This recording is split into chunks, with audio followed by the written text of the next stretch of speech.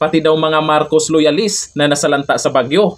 Ayaw na raw kay BBM. Ay kawawa nga naman. Akalain mo nakaraan may nag-viral yung lumabas sa Imburnal. Magkano yung binigay? 80,000 peso, Tito Ted. Ngayon, etong mga nabahaan, at hindi lang basta nabahaan, nasira pa yung bahay nila, 5,000. Oh, para saan yan? Kaya bang ayusin yung nasirang bahay sa halagang 5,000 lang? O ito, ang sabi niya. Tayo pa, cash assistance, ang binibigay natin ngayon, 5,000 para sa mga partially damaged na bahay at 10,000 para sa completely damaged na bahay. Para meron silang nagamit para makapagtayo na naman sila ulit ng bahay. And so that is ongoing now. Later on, patuloy naman ang tulong kasi meron tayo mga i-relocate kasi marami sa naging biktima ay nasa no-build zone. Nakapagpatayo sila ng bahay doon sa no-build zone. Kaya't kailangan silang i-relocate. So, yun din, isa pa yun, ginagawa namin. Napag-usapan namin ng mga local government units dito sa Cebu, to include the provinces, the municipalities, and the cities, ay pinag-usapan namin kung paano saan natin ilalagay dahil umaasa kami sa LGU para makahanap ng lupa paglalagyan ng mga i-relocate. Ngayon, meron din tayong temporary shelter para dun sa hindi pa makauwi na kanilang bahay. But eventually ay gagawa natin ng paraan para makabalik na sila, magpatayo sila ulit ng bahay o ayusin nila yung nasira nilang bahay. In the meantime, kung Naku po, ewan ko lang, anyari na. O ayon dito, kay Atty. Rowena Guanzon yung mga loyalista, yung iba, ewan ko lang kung susuporta pa rin Baka yung iba mag-withdraw to support na nga O ayon dito kay Rowena Guanzon, namigay si BBM ng 5K at 10K pang patayo o repair ng mga bahay ng nasalanta sa bagyo. Kaya hindi natutuwa ang mga tao dito ay dahil bilyon-bilyon ang mga ninakaw ng mga mga congressman, DPWH, officials at mga taga-Malacanang. Pero ang mga tao, barya lang ang benepisyo.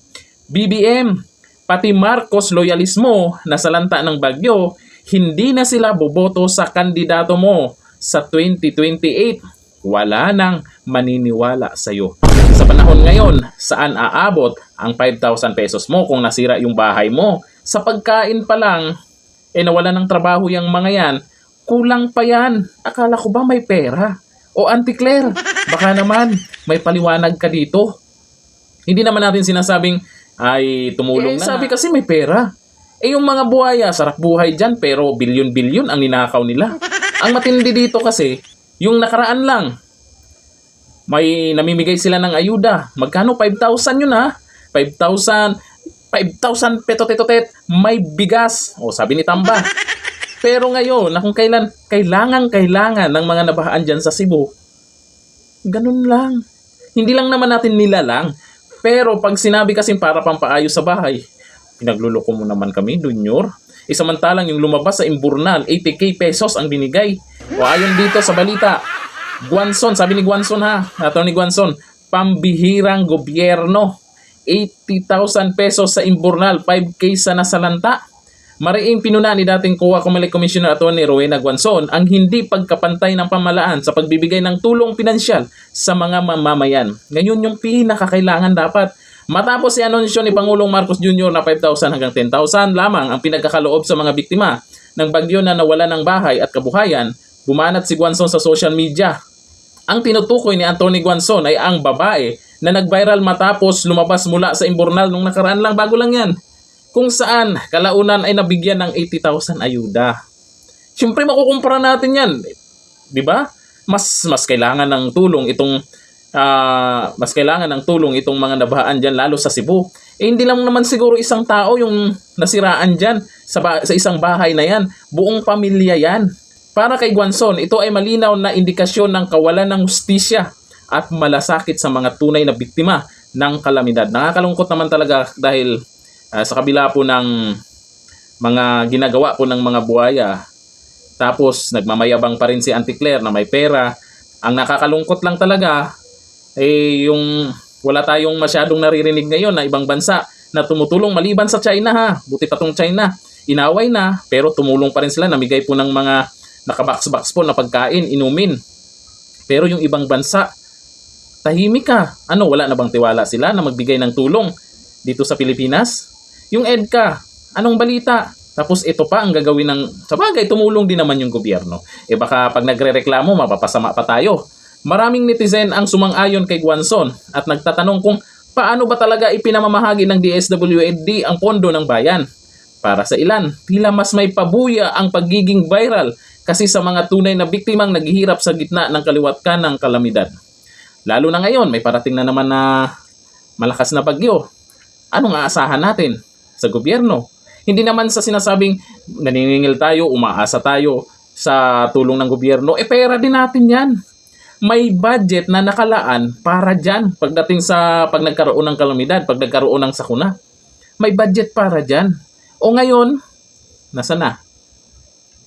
Okay sana kung ganyan. Okay lang sana kung ganyan na 5,000, 10,000, tapos may ibang mga tumulong, may mga nagtiwala, may mga nagpaabot ng tulong. Pero ngayon, iba eh. Ibang-iba ang pagkakilala ng Pilipinas sa nangyayari ngayon. Sikat, oo, sikat na sikat talaga ang Pilipinas. Lagi, nababalita na nga, di ba? Pero ang binabalita doon sa ibang bansa, tungkol sa korupsyon. Tapos ngayon, eto na naman sila. Tungkol na naman kay Senator Bato de la Rosa, sa ICC, yun na naman yung pag-uusapan. Eh, siguro, doon na naman pag-uusapan, itong tungkol sa korupsyon. Ako po, hindi po makakalimutan ng taong bayan yan. Nakatatak na yan kung paano nyo ginamit ang pondo. Kung talagang may malasakit kayo sa taong bayan, hindi yung mag-iikot lang dyan, tapos galit-galitan, tapos lungkot-lungkutan, tapos ano na yung paliwanag eh, nasira dahil sa baha, hindi dahil sa hangin, ganito. O ano na, sa mga tagapagtanggol ni Donyor, kaya pa ba? Eh si Auntie Claire nga, bawat paliwanag niya, pinagtatawanan na. May pera, kaya hindi nangingi ng tulong sa foreign pakpak, ganun. Tapos ang ibibigay, 5,000, mga nasiraan ng bahay. Kaya pa ba? Matitiis pa ba ng taong bayan? Hanggang 2028 pa yan. Wala nang maitatago sa mga galawan nyo ngayon. May social media na. Matatalino ang mga Pilipino. Yung iba, tahimik lang dyan. Pero, walang tiwala na rin sa mga galawan nyo dyan.